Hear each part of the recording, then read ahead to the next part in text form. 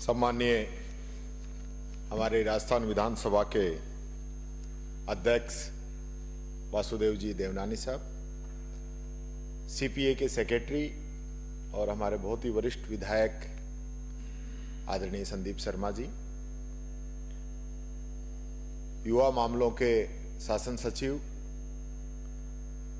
और ये अब भी युवा ही लगते हैं और युवा ही हैं, पता नहीं कब से देख रहे हैं, ऐसे ही नजर आते हैं, नीरज के पवन साहब, मेरे साथी और युवा विधायक कैलाश वर्मा जी, विधानसभा के सेक्रेटरी साहब, यहाँ उपस्थित सभी युवा मामले डिपार्टमेंट से पधारे सभी अधिकारी कर्मचारीगण, अन्य सभी जूरी के सदस्य, मंच संचालक महोदय, उपस्थित सभी युवा साथियों, सर्वप्रथम आप सबको बधाई कि जिस सदन के अंदर हम लोग आने के लिए कितनी मेहनत करते हैं, क्या क्या राजनीति के अंदर षड्यंत्र चलते हैं, उसके बाद यहाँ पहुंच पाते हैं, वहां आप लोगों को आने का मौका मिला है, इसके लिए आप सबको बधाई।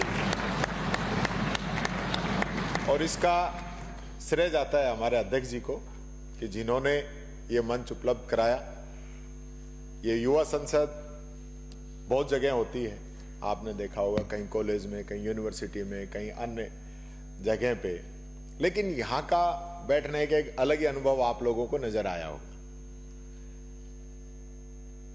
नेहरू युवा केंद्र की शुरुआत 1972 के अंदर हुई और देश और दुनिया के जो युवा हैं उनका आपस में विचारों का आदान प्रदान हो और किस प्रकार से हमारा जो भारत है, जिसके अंदर अनेकों बोलियां हैं, अनेकों भाषाएं हैं, अनेकों कल्चर हैं, उन सब का आपस में किस प्रकार से समावेश हो,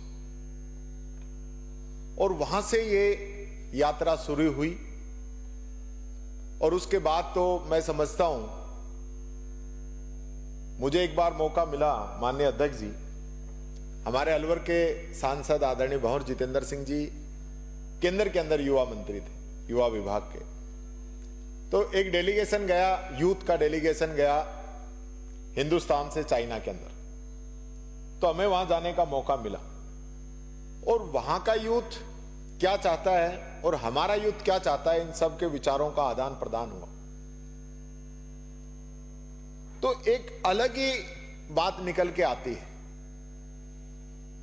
और इसी प्रकार से देश के अंदर भी मुझे कई बार मौका मिला कि जो कल्चरल प्रोग्राम है या युवाओं की एक राज्य के दूसरे राज्य के युवा साथियों के विचारों का आदान प्रदान है, उसमें जाने का मौका मिला। हर चीज अलग है, निराली है। कश्मीर का व्यक्ति क्या सोचता है, तमिलनाडु का क्या सोचता है, आसाम का क्या सोचता है, और सभी युवाओं का जो विचार है अगर वो एक जगह आता है, यही हमारे देश की ताकत है, यही हमारे देश की समृद्धि। एक बात और मैं कहना चाहूंगा कि युवाओं को ज्यादातर घर के लोग राजनीति से दूर रखना चाहते हैं कि नहीं नहीं, अब तुम्हारी उम्र नहीं हुई, तुम इस चक्कर में मत पड़ो। ये रहता है, घरों के अंदर भी रहता है, नहीं नहीं, राजनीतिक चीजें रहने दो, ये तो बाद की बातें हैं। लेकिन युवा जब तक राजनीति के अंदर भागीदार नहीं होगा, राजनीति के अंदर नहीं आएगा, तो नए विचार राजनीति के अंदर कैसे लागू होंगे।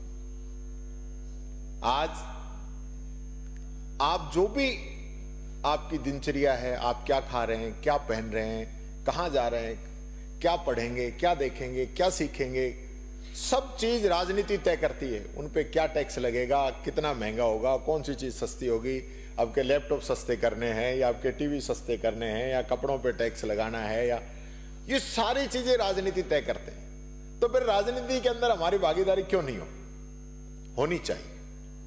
और ये प्रयास हमेशा हम लोगों का रहा है कि युवा राजनीति के अंदर आए। और मैं याद करना चाहूंगा स्वर्गीय राजीव गांधी जी को, जिन्होंने 18 साल के युवा को वोट का अधिकार सबसे पहले राजीव जी ने दिया था। आज वो इस दुनिया के अंदर नहीं है, लेकिन उनका जो किया हुआ काम है उनकी लाई हुई टेक्नोलॉजी है। आज हम एआई तक पहुंच गए। जब पहली बार कंप्यूटर आया था उस समय तो लोग सोचते थे कि कंप्यूटर ने तो इस देश की जो है ना सारा रोजगार ये कंप्यूटर खा जाएगा, 100 आदमियों का काम ये अकेला करेगा। लेकिन हमारे देश के युवाओं ने आज ये साबित करके दिखाया। आज दुनिया की जितनी भी बड़ी कंपनियां हैं आईटी की, सबके अंदर जो मालिक बन के बैठे हैं वो हमारे देश के युवा हैं। मेजॉरिटी हमारे देश की, ये हमारे देश की ताकत है। और आज भी पूरी दुनिया के अंदर अगर सबसे ज्यादा कहीं युवा आबादी है तो हमारे देश हिंदुस्तान की, हमारे भारत की आबादी। और जरूरत है इस युवा को सही दिशा देने की। आज जिस प्रकार से हम देखते हैं न तो इतनी सरकारी नौकरियां उपलब्ध हो सकती है, तो युवा अलग अलग दिशा में, जरूरी नहीं है सब सरकारी नौकरी करें, जरूरी नहीं है कि सब बड़े बिजनेसमैन बने, जरूरी नहीं है कि सब कोई अलग प्रोफेशन चुने। सबका मैं सोचता हूं जब भी कोई भी बच्चा जन्म लेता है तो उसका एक अलग आईक्यू होता है, अलग इंटरेस्ट होता है, और अगर उसको वो मौका मिल जाए तो वो बहुत कुछ करके दिखा सकता है। लेकिन हमारे अभिभावक, हमारे घर के लोग ज्यादातर जिस प्रकार से रहते हैं तो डॉक्टर बनाना है या आईएएस बनाना है, पवन साहब की तरह भाई आईएएस बनो या बड़े इंजीनियर बनो, लेकिन और जो क्षेत्र है उसकी तरफ ध्यान नहीं रहता। आज अभी 3 दिन पहले